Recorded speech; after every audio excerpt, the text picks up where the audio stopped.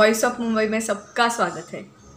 ये non political platform है और जो बात विदेश में देश में घटती रहती है उसके बारे में हम आम जनता करके हमको क्या लगता है ये मैं और मेरे जैसे विचारों के लोगों के साथ बोल के मैं आपके सामने रखती हूँ।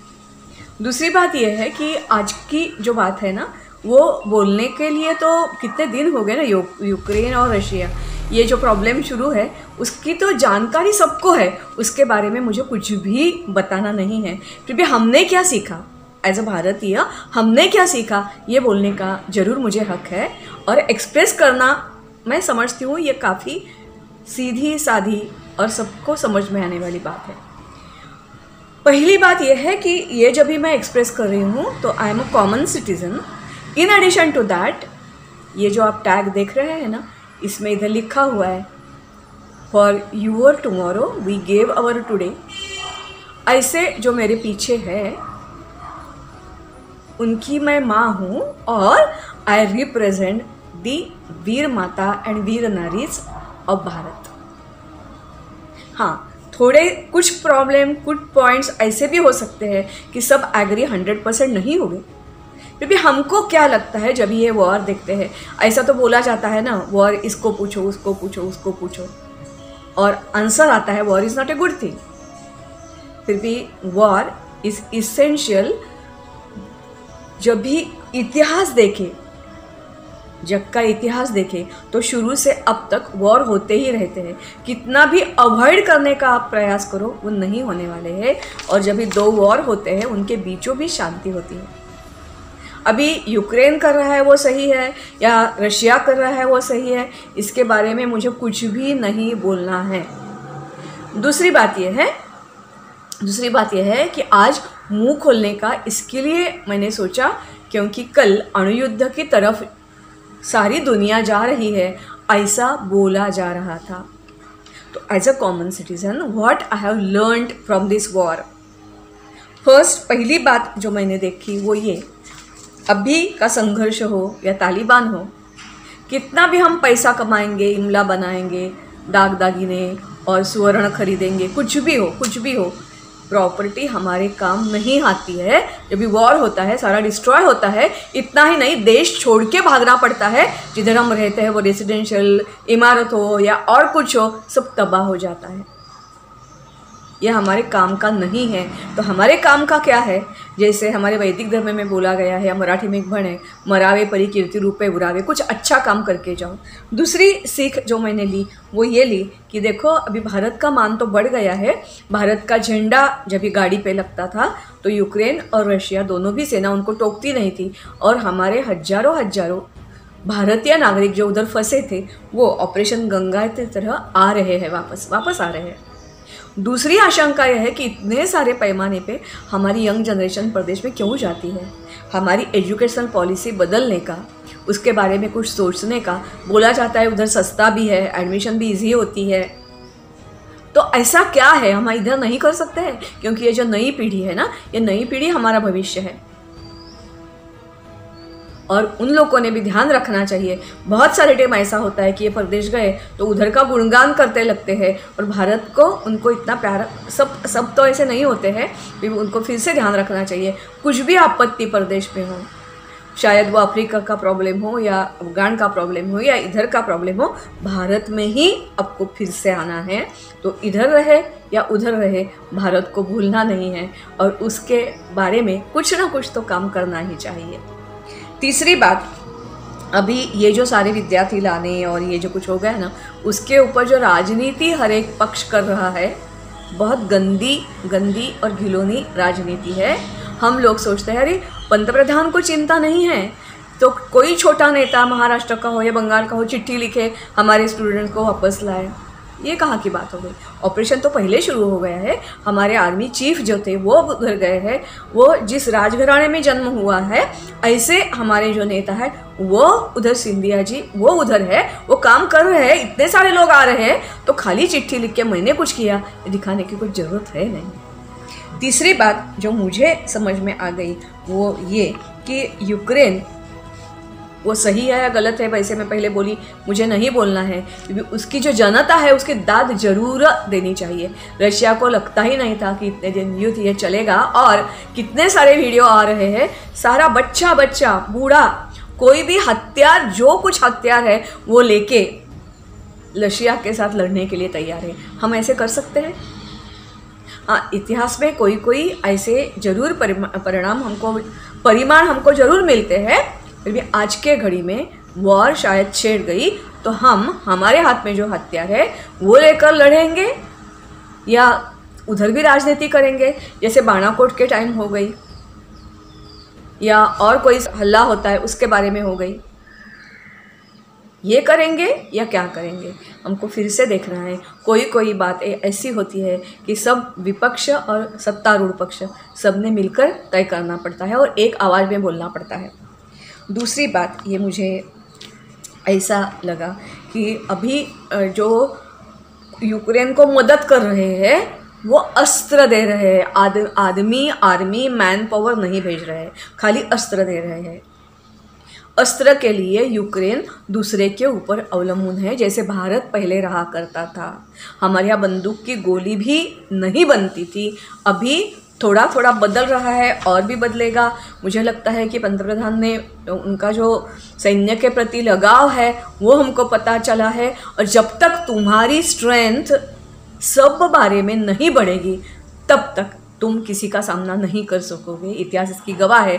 और अभी कॉरिडोर बनने वाले हैं, बहुत सारे हम आयात करने वाला देश, ये हमारी छवि बदल के निर्यात करने वाला देश हो रहा है। इंफ्रास्ट्रक्चर नहीं थी वो अभी बढ़ रही है, तो ये सारी बात है, ये भी है। और ये बोलना उचित है या अभी मुझे पता नहीं, फिर भी हम पीओके और गिलगिट बाल्टिस्तान लेना चाहेंगे तो भी यही होगा, पाकिस्तान को ज़्यादा से ज़्यादा और लोग खाली शस्त्र देंगे, ह्यूमन पावर उधर नहीं मिलेगी। और हमारी सेना काफ़ी मजबूत है, और ये 47 से हम रेजोल्यूशन पास कर चुके हैं कि वो जो हमारा भाग है वो हम वापस ले लेंगे। तो it is a right time to take it.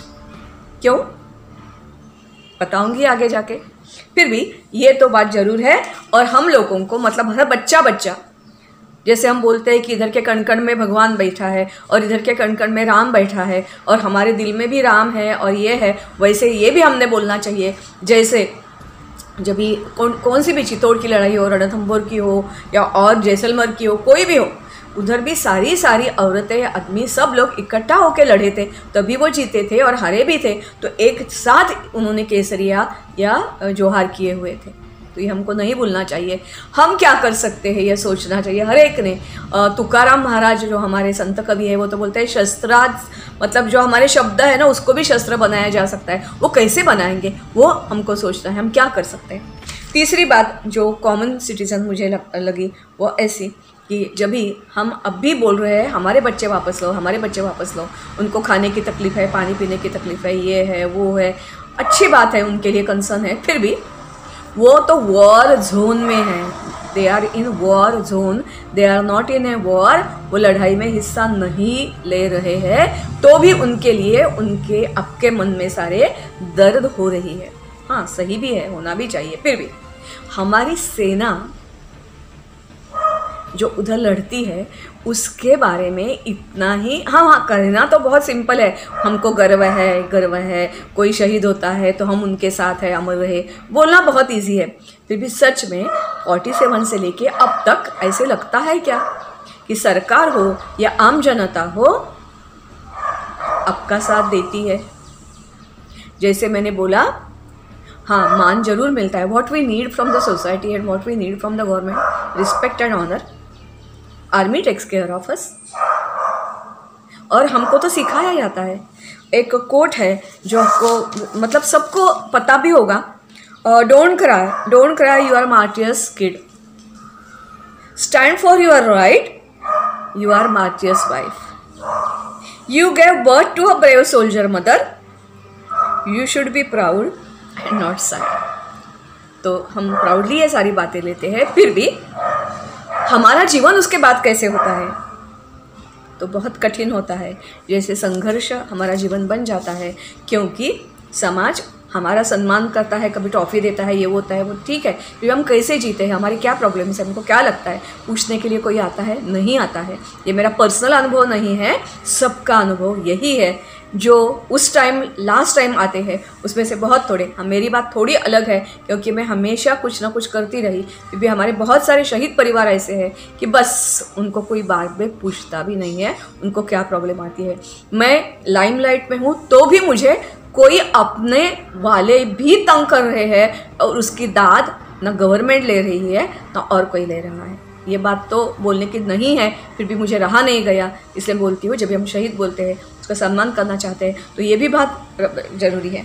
तीसरी बात यह है कि 47 से लेके मैं क्यों ऐसे बोली कि सरकार को या जनता का कुछ पड़ी नहीं है, क्योंकि जनता उस सरकार को फिर से चुनती गई जिसको सेना के बारे में कुछ पड़ी नहीं थी। कैसे?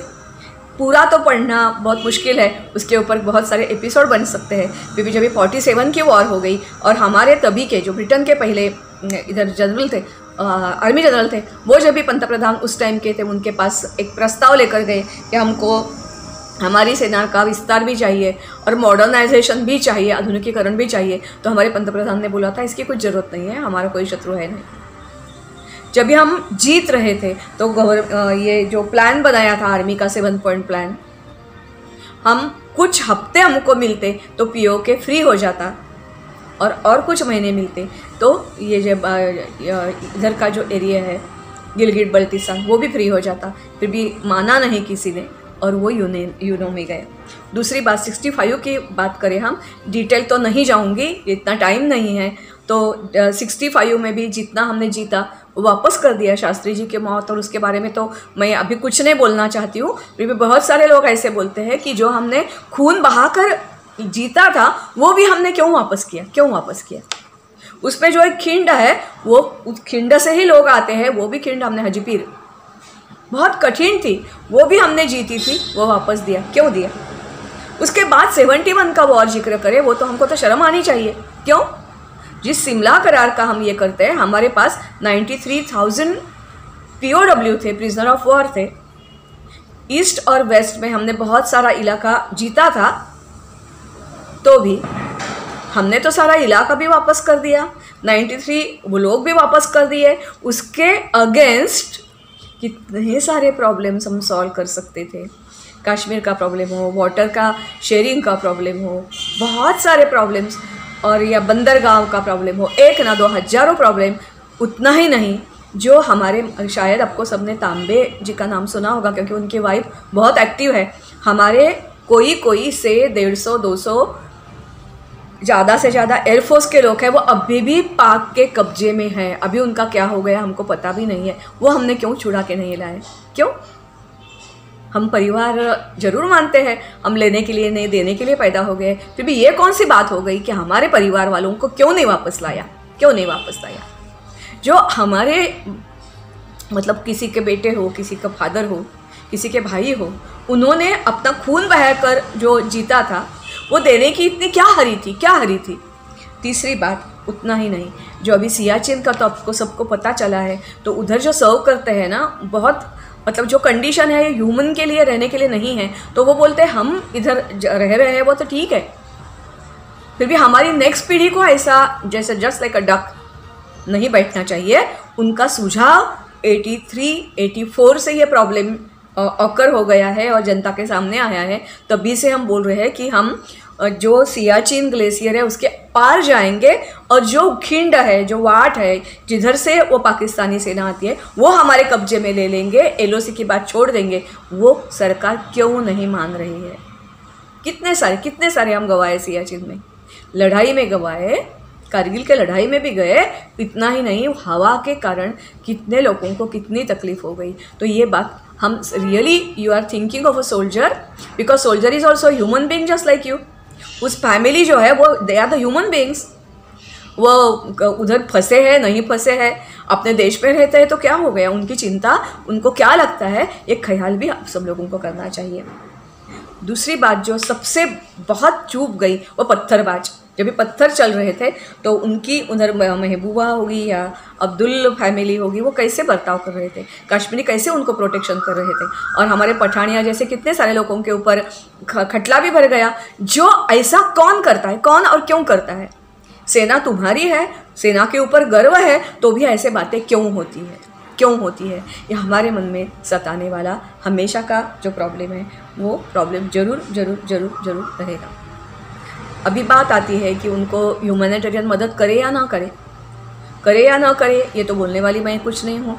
उधर लोग बैठे हैं जो डिसीजन ले लेंगे। फिर भी एक बात हमने ज़रूर ध्यान रखनी चाहिए कि यूक्रेन हमारे पीछे, भारत के पीछे कभी भी खड़ा नहीं हुआ है, और रशिया हमेशा हमारा साथ दिया है। इतना ही नहीं, 71 वॉर का जरूर आप पढ़िए और देख लीजिए। जब भी सारे नेशन हमारे अगेंस्ट थे, अमेरिका की 7 फ्लीट में बंगाल के उपसागर में आई थी, इंग्लैंड जब भी सब लोग हमारे विरुद्ध थे, तभी रशिया ने हमको साथ किया था। कभी कभी ऐसा भी बोला जाता है कि पीओके गिलगिट बाल्टिस्तान का भारत देखे तो बाकी के सारे देश बहिष्कार करेंगे। हाँ, कभी नहीं किया था। अटल जी ने जब भी अणुस्फोट किया था, परमाणु स्फोट किया था, तभी भी सब लोगों ने हमारे ऊपर बैन लगाया था? नहीं लगाया था? लगाया था। उससे भी हम बाहर आ गए। और तीसरी बात जो सबसे महत्वपूर्ण है, इधर जो ये नकाब पहनना चाहिए, नहीं पहनना चाहिए, ये शाहीन बाग वाले जिनको इधर अनसेफ लगता है, या कोई हमको बड़े बड़े समझने वाले कवि है, लेखक है, जिनको इधर अनसेफ लगता है, उनको तुरंत तुरंत तुरंत उनका जो चाहिए होगा वो मुल्क जो है उधर भेजना चाहिए। ईरान हो, इराक हो, अफगान हो, बांग्लादेश हो या पाकिस्तान हो, जिधर उनको जाना है, सेफ लगता है, उधर जाने दो। उनको हमारी तरफ से कुछ भीति लग रही है तो जाने दो नहीं, उनको निकाल दो, निकाल दो। तभी जो भारत पे प्यार करने वाले हैं, जिनको सेफ लगता है, क्योंकि मातृभूमि जैसे हम बोले, कुछ भी हालत हो, वापस मातृभूमि के तरफ ही हम मुड़ते हैं। तो जो ये चाहते हैं वो शांति से यहाँ रहे, नहीं है वो जाए, और जो इधर रहना चाहता है वो शांति से रहे। इधर का कानून मानना पड़ेगा। और देशों के उदाहरण आप देख रहे हैं, उनकी मस्जिद भी तोड़ी गई है, उनका जो नमाज और ये है हिजाब है वो पहनना मुस्लिम कंट्रीज़ ने भी बैन किया है। तो हमारे यहाँ इनके लाड़ क्यों चलेंगे? नहीं चलना चाहिए। भारत बदल रहा है और बदलेगा, ज़रूर बदलेगा। ऐसा मेरे जैसे कॉमन पीपल जो है उनके बहुत बहुत बिलीफ है। आज न कल नया भारत जन्म लेने वाला है, उसमें there will be a respect for every soldier and his family. Not only that, but every citizen will be a soldier. Every citizen will be a soldier who will protect. जैसे हम बोलते हैं कि सीमा की रक्षा तो सोल्जर करता है, क्योंकि देश के आंतरिक जो संस्कृति है, कला है, लोगों के मन को जो ये करना है, उसका सारा धर्म, उसकी रक्षा संत महंत करते हैं, लेखक करते हैं, कवि करते हैं। हमारे यहाँ डांस या नाटक ये भी भक्ति के एक उपाय बोले गए हैं। इस बात के साथ मैं आपकी विदा लेती हूँ। नमस्कार और धन्यवाद।